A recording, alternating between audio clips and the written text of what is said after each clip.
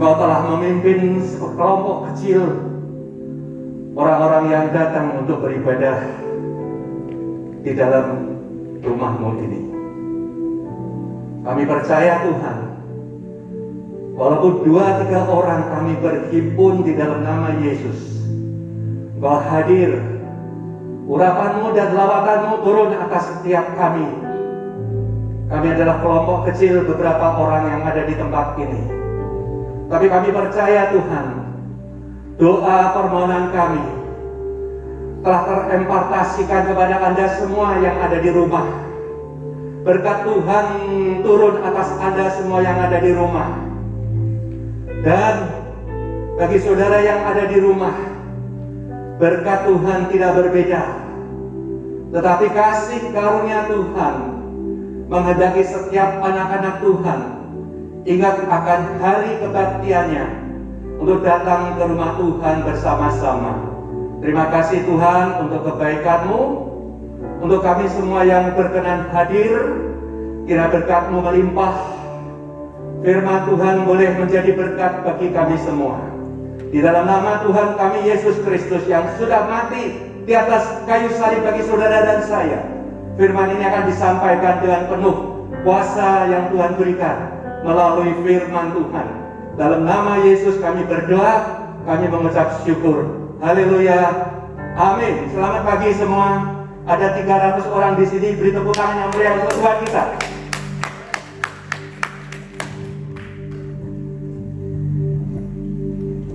Terima kasih untuk musician singer semua yang terlibat di dalam pelayanan ini. Pagi ini saya mau sampaikan satu tema, mungkin volume kecil sedikit, agak menggema. Satu tema yang saya beri judul yaitu menantikan intervensi Allah mengubah dunia. Menantikan intervensi Allah. Bisa langsung Allah berintervensi, tapi Allah juga mau pakai saudara semua. Allah mau pakai saudara semua untuk mengubah dunia ini. Jadi bagi semua orang yang percaya, itu mendapatkan satu mandat untuk menjadi berkat, untuk mengubahkan dunia ini. Nah saudaraku, bulan ini tema kita adalah menanti-nantikan Tuhan. Artinya menanti-nantikan Tuhan adalah menunggu dengan penuh keyakinan, kesabaran, ketekunan untuk sesuatu itu boleh terjadi, terwujud di dalam kehidupan kita. Nah, yang menulis ayat ini adalah Yesaya. Yesaya 40 ayat yang ke-31.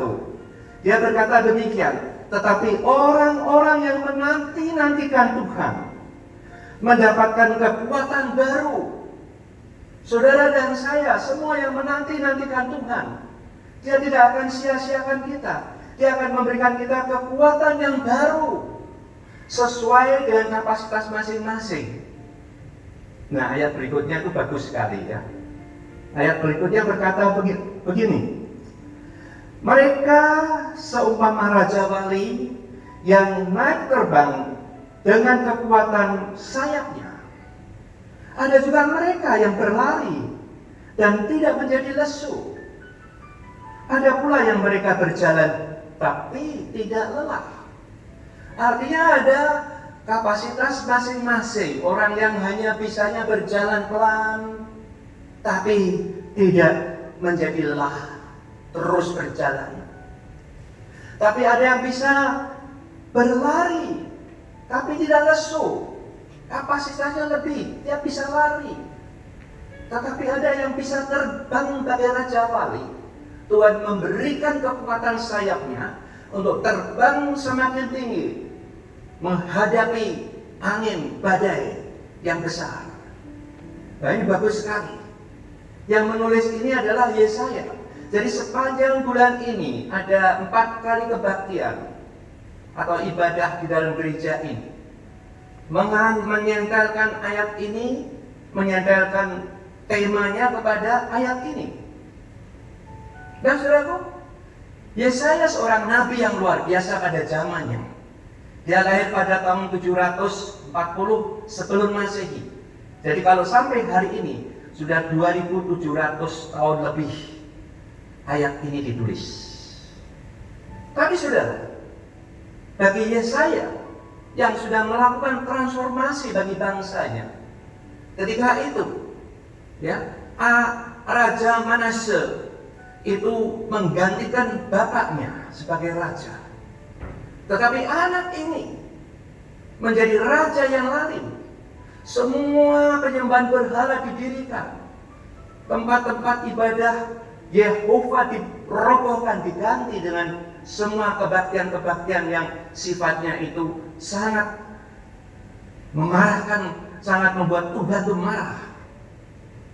Tapi saudara, saya melihat Yesaya ini, kalau orang dunia mengatakan mati konyol, saudara. Dia nabi yang besar, dia mati menurut orang dunia mati yang konyol. Kenapa mati konyol? Ketika dia menyampaikan nubuatan-nubuatan terhadap bangsa Yehuda, bangsa Israel ini, Raja Manase marah, kemudian dia dikejar-kejar, dicari-cari. Dan menurut cerita, nabi ini bersembunyi di dalam satu pohon besar. Nah, ketika itu orang yang mencari Yesaya ini menemukan bahwa Yesaya ada di dalam pohon itu. Kemudian pohon itu dibelah dan matilah Yesaya di tengah-tengah kerumunan massa yang membelah pohon itu. Nah, saudara, ada banyak orang dipakai oleh Tuhan untuk mentransformasikan, untuk mengubah dunia ini. Dalam Alkitab tercatat banyak sekali orang-orang yang hebat. Abraham dipanggil dari Ur Kasdim untuk keluar menuju ke tanah Kanaan. Walaupun dia harus melewati Haran dulu, dia tinggal di Haran puluhan tahun. Kemudian Allah memerintahkan dia untuk berjalan menuju ke tanah Kanaan. Abram nama aslinya, dia adalah seorang yang hidup di tengah-tengah bangsa penyembahan berhala. Tapi Tuhan memilih dia. Tuhan mentransformasikan dia untuk mengubah dunia. Dan dia keluar dari Ur Kasdim, lalu terus berjalan. Dan Abram menjadi berkat bagi banyak bangsa, bahkan bangsa-bangsa di dunia itu menjadi orang-orang yang diberkati oleh karena satu Abraham. Lalu kita lihat Musa sama. Dia menunggu sampai usia 80 tahun, menanti-nantikan panggilan Tuhan tuh, dia keluar, pergi ke Mesir, memimpin bangsa Yahudi keluar dari Mesir. Tuhan pakai orang-orang yang tidak pantas, orang-orang tidak layak, seperti saudara dan saya, untuk menjadi berkat bagi dunia ini. Lalu hari ini saya mau mengutip satu kisah kehidupan rasul yang besar, yaitu Paulus. Paulus adalah rasul yang besar. Nah, saudara, di dalam 1 Korintus 15 ayat yang ke-9 dan ayat yang ke-10, firman itu berkata, "Karena aku adalah yang paling hina dari semua rasul, bahkan tidak layak disebut rasul, sebab aku telah menganiaya jemaat Allah. Tetapi karena kasih karunia,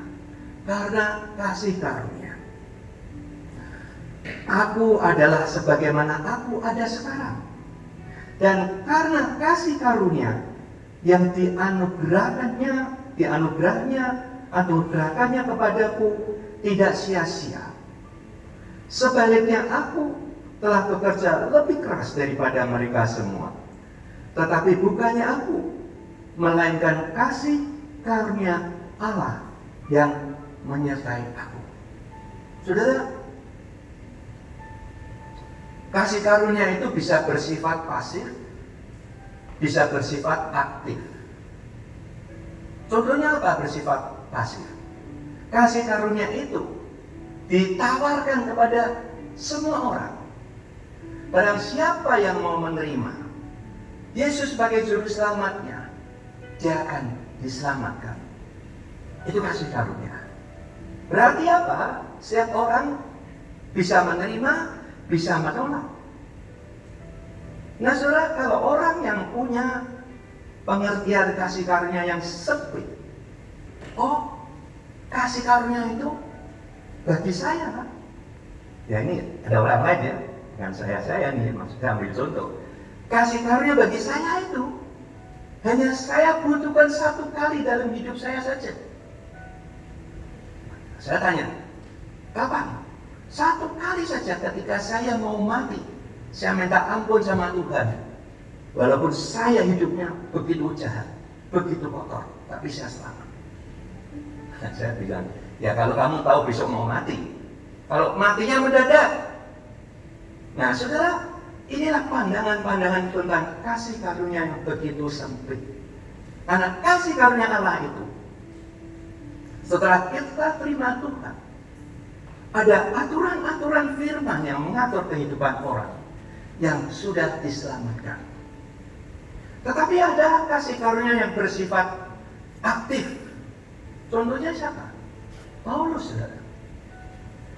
Dia menulis di dalam satu ayat 10 tadi, 3 kali dia berkata, karena kasih karunia, karena kasih karunia, karena kasih karunia 3 kali. Nah, apa yang terjadi ketika orang mengerti bahwa kasih karunia itu akan bekerja secara aktif? Kasih karunia itu bekerja secara progresif. Paulus mengalami kasih karunia yang luar biasa, yang aktif, sehingga dia menjadi transformator sejarah manusia di dunia. Nah, saya akan memperhatikan 3 ayat saja. Yang pertama saya akan memperhatikan bahwa kasih karunia Allah itu, menurut pengakuannya Paulus, dia berkata begini, ayat 8, 1 Korintus 15 ayat yang ke-8. Dan yang paling akhir dari semuanya itu, ia menampakkan diri juga kepada aku, Paulus, sama seperti kepada anak yang lahir sebelum waktunya. Nah, ini ayat ini cukup sulit untuk menafsirkan, ya. Tapi mudah-mudahan hari ini saya bisa menjelaskan kepada dia. Setelah Paulus di dalam ayat 1 terus dia berbicara mengenai kematian Yesus, kebangkitan Tuhan Yesus, lalu dia dipanggil dengan caranya yang ajaib dalam perjalanan ke Damsyik dan seterusnya dan seterusnya. Lalu dia berkata, dan penampakan itu terakhir kepada dia, ya, kepada dia yang sebetulnya dia itu tidak siap menjadi orang percaya. Maka dia bilang, aku ini anak yang lahir sebelum waktunya. Dalam dunia kedokteran itu disebut lahir prematur. Anak tidak cukup 37 bulan, dia harus lahir. Dan anak yang lahir prematur itu hanya mengandalkan kasih karunia. Kepada siapa? Kedua orang tuanya dan kepada para medis yang menolong dia, untuk dia bisa terus survive, sehingga bisa terus bertumbuh dan hidup menjadi normal. Nah, Paulus ini begitu rendah hati. Dia mengatakan, aku ini anak Allah yang prematur, yang belum waktunya aku lahir. Saudara, saya baca ini ya, hati saya tuh, begitu tergerak ya. Saya tuh sampai, ini rasul yang luar biasa. Kenapa luar biasa? Karena Tuhan ketika mengundang dia, memang dia sama sekali tidak diperbeskan menjadi seorang rasul. Dia sedang dalam perjalanan untuk membunuh Orang-orang Kristen menangkap mereka dan diserahkan kepada pengadilan untuk dihukum, bahkan dihukum mati. Secara logis, Tuhan kenapa milih orang seperti ini? Apa tidak ada orang yang lebih baik dari Paulus? Atau mungkin saudara bilang, aku lebih baik dari Paulus karena aku tidak pernah membunuh orang. Tapi Tuhan ini luar biasa, memilih dia Paulus ini untuk diambil menjadi transformator bagi dunia ini. Nah saudara, ketika dia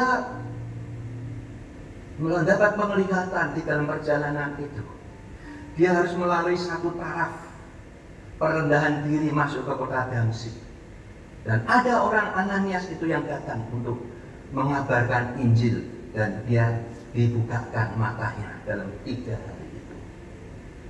Saudara, kejadian ini adalah kejadian yang sangat-sangat luar biasa dan sangat langka dari Saulus, ya, yang membunuh orang, dari Saulus yang begitu jahat.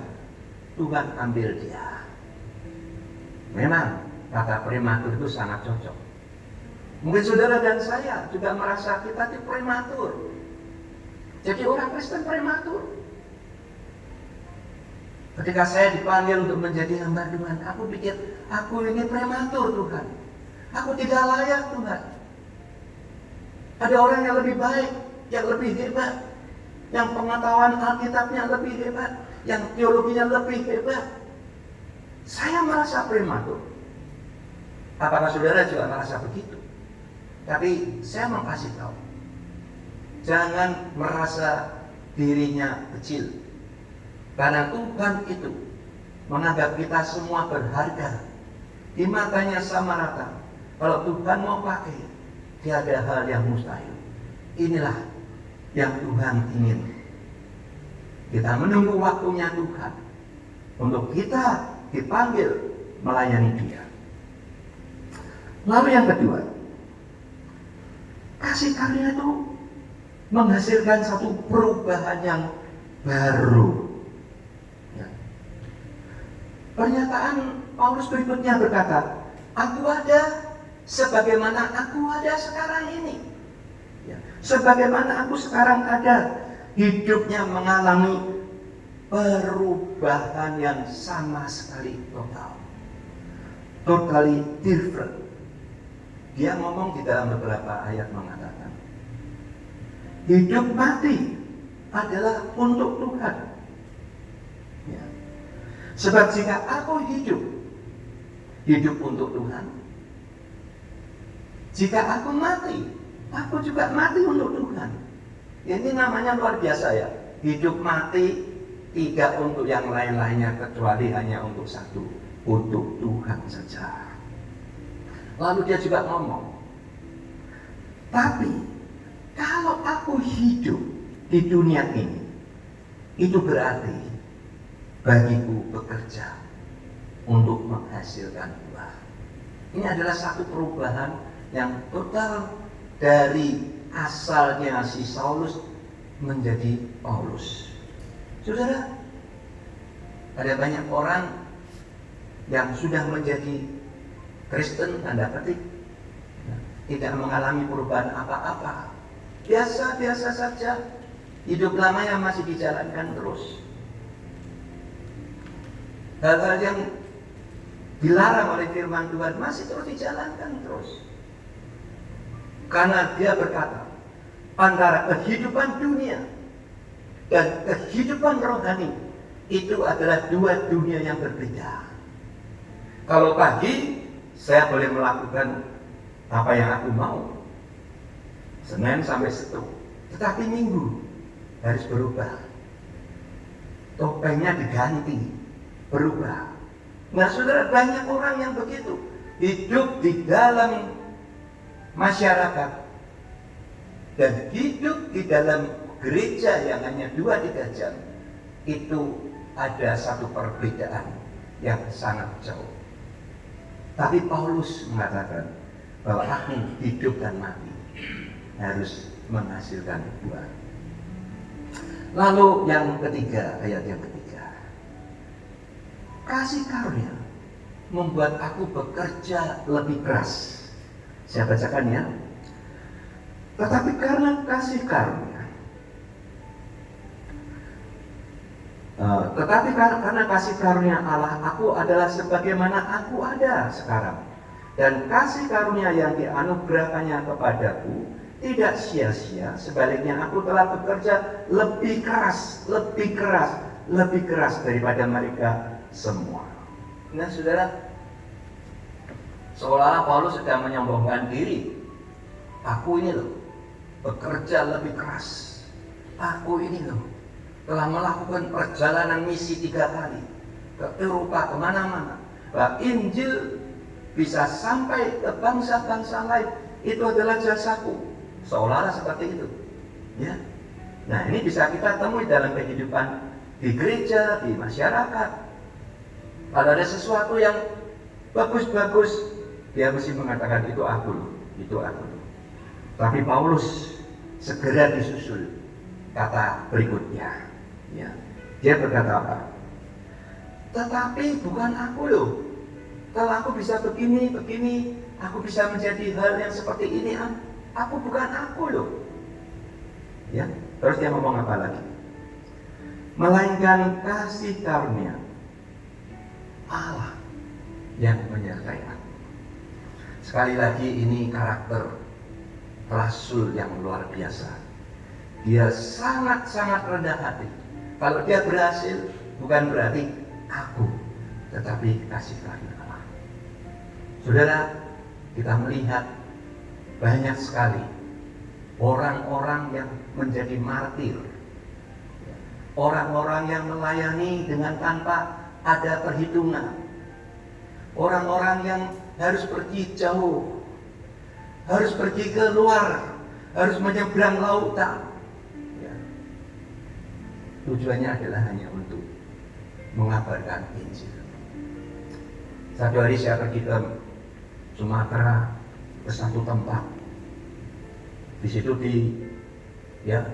diperagakan tempat, ya, makamnya Nommensen, seorang misi dari Jerman, ya, suami istri. Ya saudara, kalau ke Kalimantan, ke Medan, mungkin aku lupa kotanya, bisa melihat bahwa peninggalan misi di Sumatera yang begitu hebat. Nommensen ini, ya sekarang ada sinode di sana, Nommensen. Nommensen ini dari Jerman datang ke Kalimantan, ke Sumatera, pulau yang masih rawan. Dia masuk di situ, melayani dan banyak orang, ya, diselamatkan. Tapi di tengah-tengah itu ada sekelompok orang yang masih kanibal, maka dibunuhlah dia. Dan ya, namanya kanibal, saudara bisa bayangkan sendiri. Tetapi seorang atau 2 orang yang mati sebagai martir di sana. Sekarang kita bisa lihat Pulau Sumatera, begitu banyak anak-anak Tuhan di sana. Dan cerita ini banyak sekali bisa kita temui. Baik saya pergi ke Sumatera, ke Kalimantan, ke Papua, ke Nias, kemana saja, ada saja kisah-kisah orang yang seperti Paulus menantikan panggilan Tuhan untuk menjadi transformator dunia ini. Lalu Paulus mengatakan seperti ini di dalam 1 Korintus 4 ayat yang ke-11. Dia berkata, sampai pada saat ini kami lapar. Paulus, dia bilang dia lapar, dia haus, dia telanjang, dipukul, dan hidupnya mengembara kemana-mana. 1 Korintus 4 ayat yang ke-12. Kami melakukan pekerjaan tangan yang berat. Ya, dia bekerja sebagai tent maker, membangun tenda, lalu dia hidup dari hasilnya. Kalau kami dimaki, perhatikan ya, kalau kami dimaki, kami memberkati. Kalau kami dianiaya, kami sabar. Saudara, bekerja kerasnya bisa sampai seperti itu. Perubahannya bisa sampai seperti itu. Lalu dulu, orang yang berani seperti ini dengan dia pasti akan dihabisi. Lalu dia katakan, bukan aku loh, ya, tetapi dia yang menyertai aku. Saudaraku, kita melewati hampir 7 bulan hidup di tengah-tengah ya, ancaman corona, pandemik yang melanda seluruh dunia. Apakah kita sadar bahwa sebenarnya kita ini sedang dinanti-nantikan Tuhan? Ya, saya melihat seperti gereja menjadi kosong melompong, tidak aja di sini, di mana-mana gereja kosong, saudara. Mereka menganggap ibadah di rumah dengan kebaktian di gereja not different, sama. Nah, maaf, melalui mimbar ini saya mengimbau, mari anak-anak Tuhan yang ada di Ladua, apakah Anda tidak ingin ketemu dengan Tuhan di rumahnya? Apa Anda tidak ingin berjumpa satu dengan yang lain? Bukan hanya untuk formalitas, ketawa-ketawa tersenyum, tetapi apakah Anda tidak memikirkan, menanyakan, ada yang bisa saya doakan? Kalau itu menjadi pikiran saudara, kebaktian itu jauh lebih penting daripada ibadah. Memang pada satu saat kita memang harus ibadah di rumah, tetapi kebaktian itu mungkin bagi Anda yang berkenan datang, coba datanglah. Rumah Tuhan ini dibangun bukan untuk siapa-siapa. Rumah Tuhan ini dibangun untuk saudara dan kita semua, untuk kita bisa berfellowship secara vertikal, untuk kita bisa berfellowship secara horizontal. Oleh karena itu bentuk salib itu ada di dalam hati kita. Mari saudara, Tuhan mau pakai kita sebagai transformator di abad 21 yang katanya sangat berbahaya. Memang saudara, saya juga manusia biasa, saya juga kepingin hidup sehat supaya aku bisa terus melayani Tuhan. Tetapi ada waktunya untuk kita ingat panggilan sebagai umat percaya adalah koinonia. Saudara dan saya siap dipakai. Mari kita berdoa. Bapak, kami berdoa untuk saudara-saudaraku yang ada di rumah, yang mereka perlu untuk memproteksi diri. Tuhan berkati mereka. Juga kami mau berdoa untuk Anda yang hari ini sudah datang di tempat ini. Saya doakan Anda bebas daripada bahaya. Kiranya Tuhan memproteksi Anda semua. Pulang sampai di rumah dengan tubuh yang sehat. Jaga protokol kesehatan, jaga perilaku kehidupan kita, jaga kebersihan, dan satu saat kelak semarak Bait Allah ini akan kembali bergema. Terima kasih Bapak. Sekarang kami mau masuk ke dalam perjamuan kudus. Sidang jemaat yang ada di rumah, mari lakukan seperti apa Anda ada di rumah Tuhan. Siapkan roti dan anggur, berdiri, kita bersama-sama menyembah Tuhan, kita bersama-sama menerima berkat perjamuan kudus. Ya, Tuhan memberkati firman-Nya. Haleluya. Amin.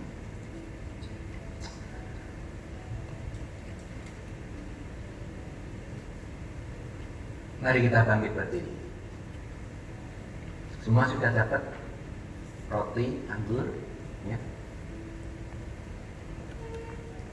Ada satu pujian. Kita persiapkan diri dengan naikkan satu pujian dan saya akan memimpin untuk perjamuan kudus.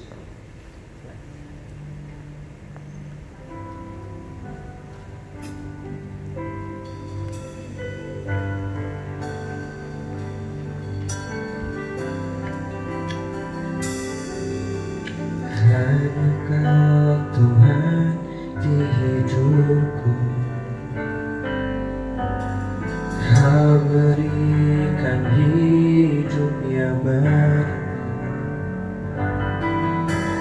terangmu menyucikan, pulihkan hatiku, ku nyatakan Kau segalanya.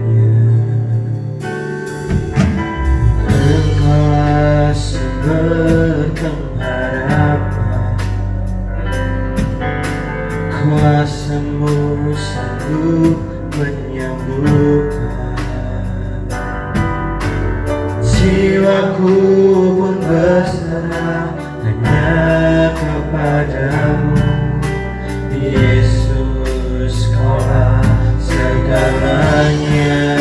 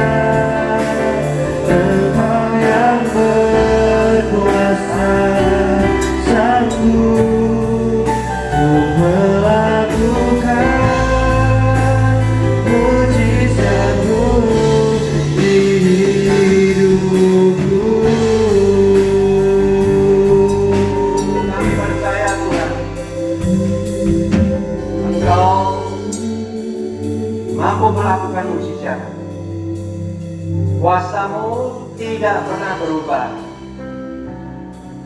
Dengan firman Kau menciptakan seluruh isi dunia ini. Dengan firman-Mu Kau pun sanggup menolong setiap kita. Dengan firman-Mu Tuhan, mari Kau berikan kelepasan dunia ini dari virus yang berbahaya ini. Dan kami semua menanti-nantikan Tuhan, pertolongan-Mu boleh turun atas seluruh umat manusia di muka bumi ini pada waktu-waktu ini, Tuhan. Dan kami sekarang mau bersama-sama untuk menikmati persekutuan dengan Tuhan. Dengan melakukan perjamuan kudus, kita duduk semeja dengan Engkau, Tuhan. Dan Kau berkata pada malam hari ini, sebentar lagi anak manusia akan diserahkan. Oleh karena itu, lakukanlah ini untuk mengingat Aku. Maka Dia mengambil roti dan dipecah-pecahkannya, kemudian dibagikan kepada 12 muridnya itu. Dan Dia berkata, ambillah, inilah tubuhku yang kuserahkan bagi kamu dan dunia ini. Dan sekarang kita boleh melakukan perjamuan kudus ini. Kita ingat bahwa malam terakhir perjamuan itu adalah malam untuk kita selalu mengingat Tuhan akan pengorbanannya, sehingga kita boleh bersekutu dengan Dia dan tidak pernah dapat dipisahkan. Kiranya kita akan terus bersama-sama dengan Dia melewati jalan-jalan kehidupan masing-masing. Tuhan menyertai. Maka terimalah roti ini, katakan di dalam nama Yesus, kita makan bersama.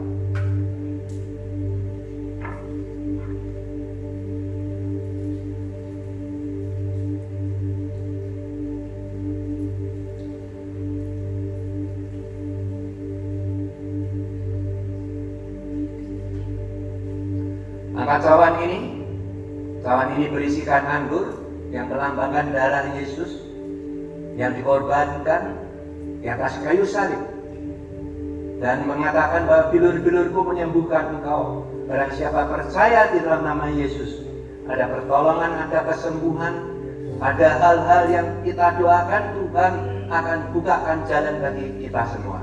Mari kita minum bersama, katakan di dalam nama Yesus.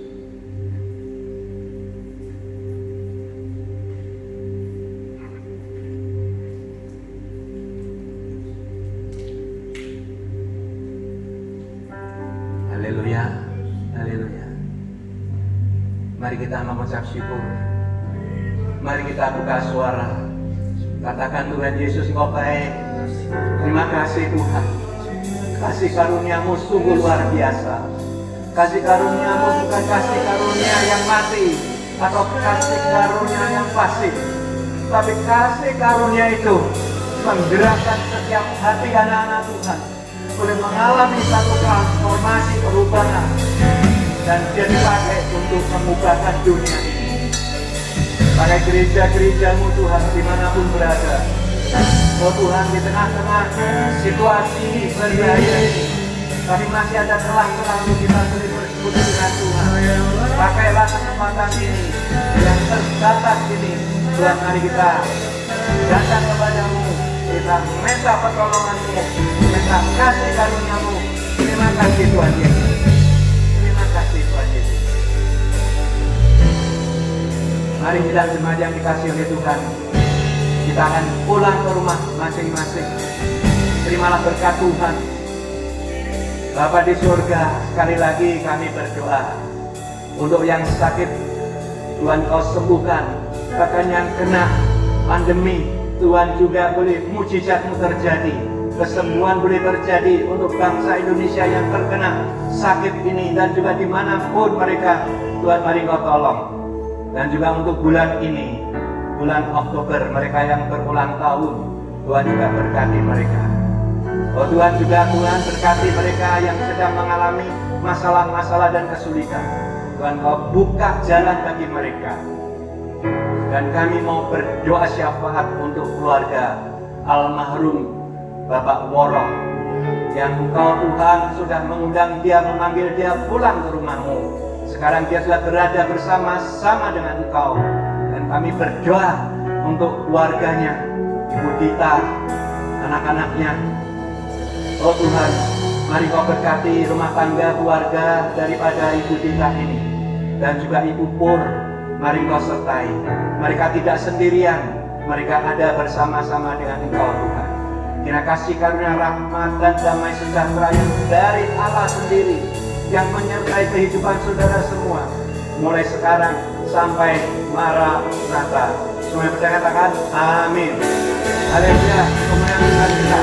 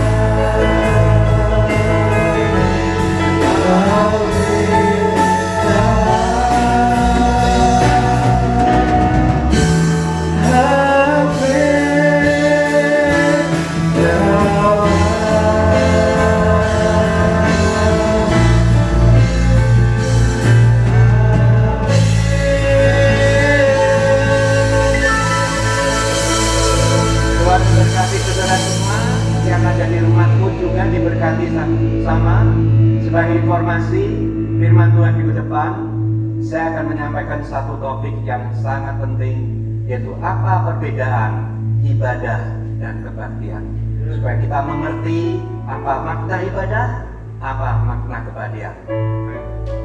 Terima kasih, Tuhan memberkati. Sampai jumpa minggu depan.